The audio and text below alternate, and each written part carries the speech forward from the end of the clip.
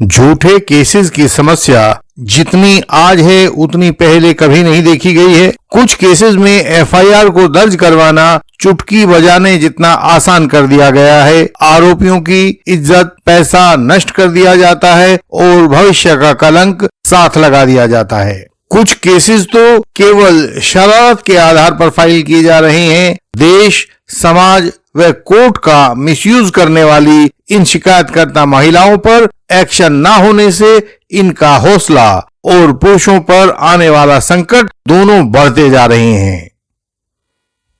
आज के केस की शिकायतकर्ता महिला भिवानी, हरियाणा में रहती थी। वहीं उसके पति का एक दोस्त भी रहता था जो आज के केस का आरोपी है।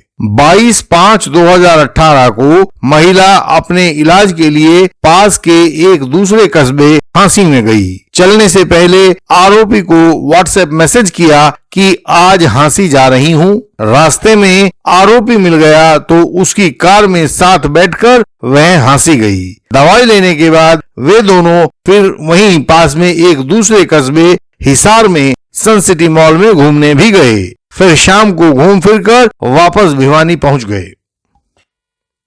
आरोप है कि भिवानी में घुसते ही आरोपी ने कहा कि उसके पेट में दर्द है और उसे फ्रेश होना है। वे दोनों जिंदल गेस्ट हाउस में गए। पहले आरोपी अकेला गया, फिर वह आकर महिला को भी अंदर ले गया। वहां जाकर दरवाजा बंद कर लिया और महिला के साथ बलपूर्वक अपने शारीरिक संबंध बनाए। महिला का कहना है कि उसके हाथों की चूड़ियां टूट गई थी और हाथों में इससे जख्म भी हो गए थे। आरोपित घटना के 1 महीना से अधिक समय के बाद महिला ने उस आरोपी पुरुष के खिलाफ शिकायत करके केस दर्ज करवा दिया। सौभाग्य से उस आरोपी को अच्छे एडवोकेट मिले और उन्होंने बिल्कुल संजीदा तरीके से महिला को क्रॉस किया। उन्होंने उस औरत के झूठ का पर्दाफाश किया, लेकिन वह दुश्मनी में अंधी थी। जब उसे ट्रायल कोर्ट ने बरी कर दिया तो वह अपील लेकर हाई कोर्ट में पहुंच गई। हाई कोर्ट ने ट्रायल कोर्ट के फैसले को बरकरार रखा और निर्णय में फेरबदल करने से इनकार कर दिया। तो महिला ने सोचा कि चलो सुप्रीम कोर्ट चलते हैं, लेकिन सुप्रीम कोर्ट में भी उसकी उम्मीदों पर पानी फिर गया। इस केस में आधारभूत नियम का पालन किया गया कि बरी होना है तो एक अच्छा क्रॉस करना ही होगा। आज के इस केस का नाम है Pankaj Singh versus state of Haryana. यह क्रिमिनल अपील नंबर 1753/2023 थी, जिसे जस्टिस अभय एस ओका तथा जस्टिस उज्जवल भुयान की बेंच ने अभी कुछ दिन पहले 21 मार्च 2024 को डिसाइड किया था। इंडियन लीगल सिस्टम के पास झूठे गवाहों को तोड़ने के बहुत सारे कानूनी औजार हैं। बिना झूठे गवाहों को तोड़े आप फॉल्स एलिगेशन पर विजय नहीं पा सकते हैं। बाद में जीवन भर पछताते रहने से अच्छा है कि झूठे गवाहों को तोड़ने में इंडियन लीगल सिस्टम की विशेषज्ञता का सहारा लिया जाए। इंडियन लीगल सिस्टम के मेंबर बने और यह सहायता पाएं।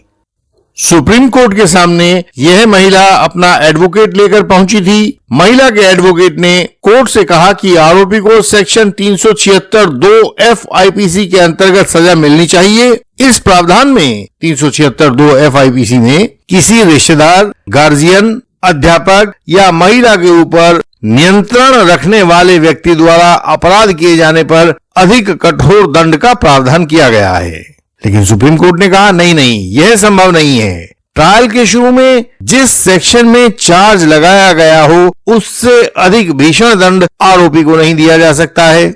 इस केस में चार्ज के समय पर सेक्शन 376(2) FIPC का चार्ज नहीं लगाया गया था, तो अब आरोपी को इस सेक्शन के अंतर्गत कोई दंड भी नहीं दिया जा सकता है।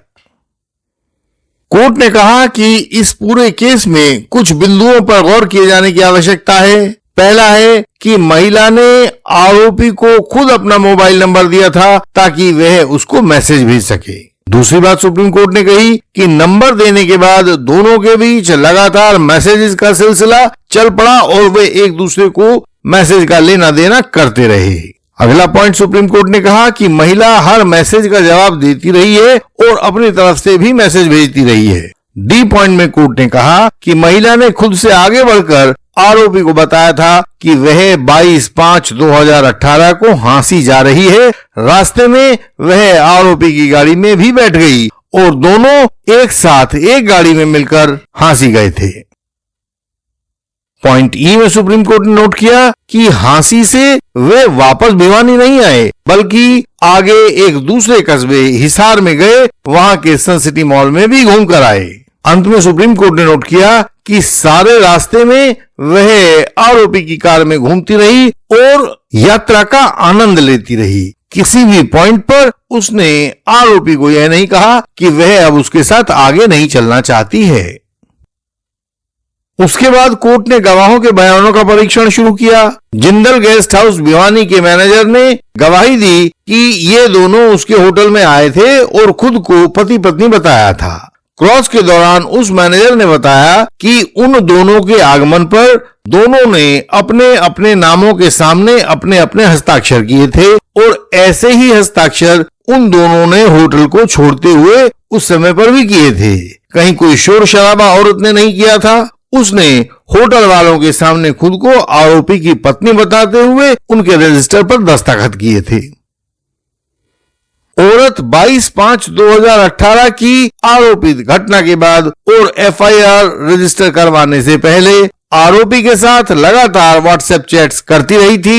उसने इस एक महीना से ज्यादा की अवधि में आरोपी के साथ 300 से लेकर 400 तक मैसेजेस को भेजा था और उनका जवाब लिया था। कथित रेप की घटना के बाद भी महिला आरोपी के साथ व्हाट्सएप पर निरंतर संपर्क में थी। उसके साथ बात कर रही थी, गुड मॉर्निंग वगैरह के मैसेज भेज रही थी। तो इसमें 22/5/2018 की आरोपित घटना के बारे में कोई असहमति कहीं पर भी झलक नहीं रही थी।